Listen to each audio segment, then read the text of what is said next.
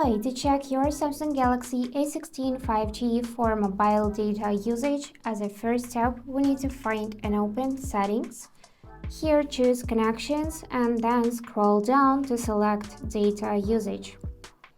After that, this is exactly where you'll see how many gigabytes or megabytes of internet have already gone.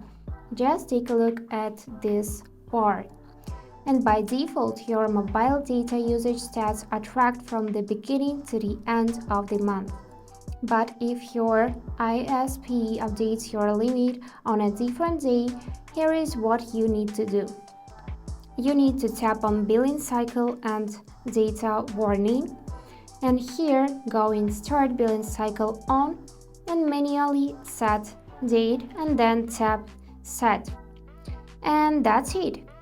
Data accounting will begin to track your usage more accurately, but keep in mind that it may take up to a month for the information to become clear, depending on the date your limit is updated.